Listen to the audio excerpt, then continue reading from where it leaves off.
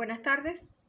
Me identifico como Edi Nava, cursante de la quinta corte del programa de doctorado de Ciencias de la Educación de la UNED. En este momento vamos a hacer una presentación sobre la idea doctoral en desarrollo. La idea doctoral tiene como título "Como visión de ser docente, mirada epistemológicas".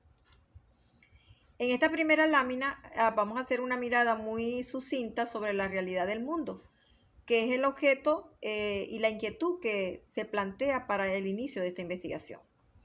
Actualmente la humanidad está sometida a unas grandes cantidades de problemas que voy a enunciar. Alteración del cambio climático, pérdida de la biodiversidad, la degradación de la tierra y la escasez del agua, que ponen en peligro la existencia de la humanidad. En otro aspecto tenemos una gran explosión demográfica mundial que genera carencia de alimentos y hambre. Se presenta también desequilibrio financiero y económico que genera desempleo, pobreza y mala educación. Tenemos también la existencia y la presencia de enfermedades infecciosas mortales con el consiguiente deterioro del sistema de salud. Inseguridad, violencia física, crímenes, terrorismo, violencia doméstica, trabajo infantil y el desarrollo actual de una guerra entre dos grandes países mundiales. Discriminación, la presencia de tensiones interétnicas, religiosas y de otra índole que están afectando a la sociedad mundial. Por último, la represión política que están sometidos la humanidad con la violación permanente y constante de los derechos humanos. En esta nueva imagen presentamos una denominación del nuevo orden mundial. Y en esta lámina iniciamos con informar que actualmente tenemos aproximadamente 8.000 millones de habitantes sobre la Tierra, todos calificados como ciudadanos del mundo. Dentro de estos ciudadanos podemos señalar algunos muy específicos como elementos clave para la realidad del mundo. Tenemos gobiernos y dirigentes políticos, tenemos las corporaciones de toda índole que existen en la Tierra, tenemos entidades financieras y la banca, tenemos los organismos multilaterales que de una u otra forma han influenciado la actualidad mundial, pero en su momento tomaron decisiones bien concretas sobre sus intereses. Podríamos estar nombrando las corporaciones militares, las creaciones de armamento, masificación de la violencia, los organismos petroleros, energéticos, que proponen y crean y propician la guerra. Tenemos también organismos multilaterales mercantilistas que desarrollan las rutas de comercio en el mundo y generan también los conflictos mundiales en ese sentido. Y por último, ahorita estamos sometidos a las grandes corporaciones tecnológicas de manejo de redes informáticos que tienen a la humanidad sometido sobre sus propios intereses económicos.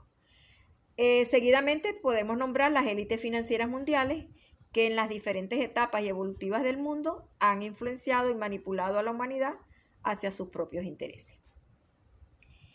Todos los nombrados responsables de la realidad de la situación de crisis mundial actual son hombres y mujeres que pasaron por un sistema educativo. Y esta situación nos une, nos presenta un punto en común. Pero se estima que esas personas pasaron por un sistema educativo, pero no se logró en ellos los fines del sistema educativo como tal. Y en ese sentido, se da origen a esta investigación a los fines de detectar las deficiencias que pudiese ser y las correcciones que pudiésemos establecer. Debido a los procesos de lectura e investigación que se ha realizado, se me han presentado varias interrogantes que voy a enunciar. ¿Qué ha producido la educación a través del tiempo en la sociedad actual? ¿Cómo ha influenciado la educación en la transformación del ser, especialmente el docente, responsable de la educación a través del tiempo? ¿De qué manera se ha abordado la educación para garantizar el cumplimiento de los fines educativos en el hombre? ¿Por qué el resultado social actual dista de los fines educativos humanos establecidos desde hace más de 3 siglos?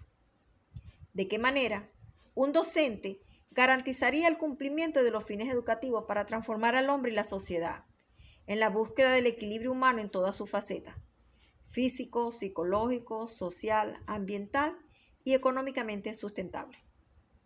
Estas interrogantes me han permitido presentar un objetivo general: profundizar el ser docente como elemento coherente, transformador y responsable de cumplir los fines de la educación del hombre, imponiéndose inclusive a la realidad actual del mundo.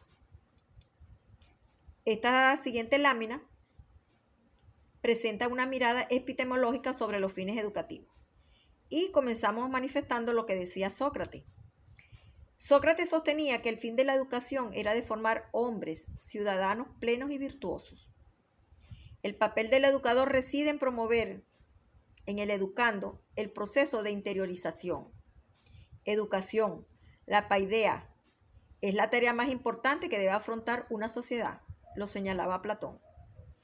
Por su parte, Aristóteles considera que todas las cosas están en constante, permanente y ordenado cambio que obedece a cierto ritmo evolutivo.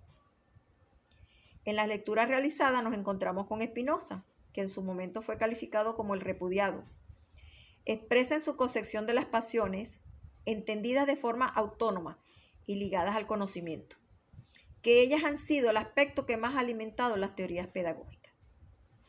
Los fines de la educación han sido, son y deben ser, en términos generales, educar, instruir, enseñar valores y el amor a la vida misma.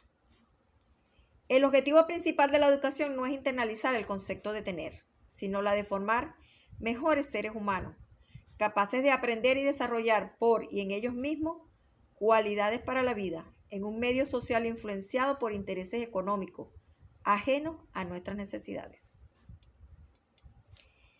Esta siguiente lámina nos presenta unas miradas teóricas ya consultadas y consideradas importantes para la investigación como tal.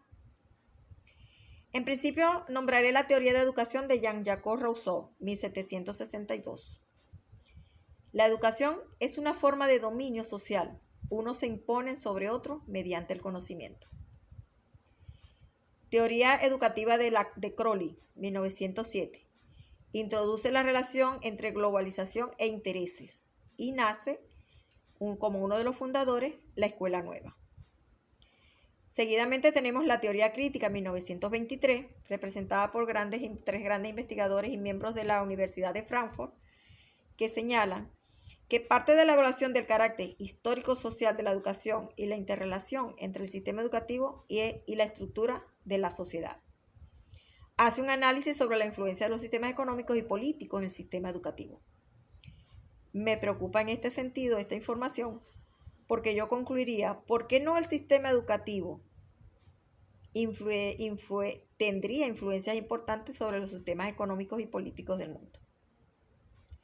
Seguidamente tenemos la teoría de la disonancia cognitiva de Leon Festinger, 1957, donde señala que la formación de actitudes es la búsqueda y mantenimiento de la consistencia, equilibrio entre varios elementos de la estructura cognitiva del hombre mismo. Seguidamente, y para concluir, la teoría educativa de Paulo Freire, 1962. Los individuos se forman a través de situaciones de la vida cotidiana, todas estas conjugadas en la formación y transformación del ser. En esta siguiente lámina tenemos el modelo seleccionado para desarrollar la investigación y se selecciona el modelo cualitativo propuesto por Hernández, Fernández y Batista, 2010. Como metodología, la teoría fundamentada propuesta por Glacé y Strauss, 1967, con los elementos básicos de la generación de la teoría, el enfoque inductivo, el muestreo teórico y la saturación teórica. En la fase de muestreo teórico, saturación teórica, es la etapa donde se seleccionan los participantes o informantes clave, los tipos o grupos a conformar y los nuevos escenarios o escenarios que bordean la investigación. En este método comparativo y constante se hace una recogida, una codificación, agrupación de información en categorías y el análisis de datos de forma sistemática, contrastando incidencias y categorías. Luego, en el proceso de codificación, se pretenden crear memos metodológicos, teóricos, analíticos y descriptivos.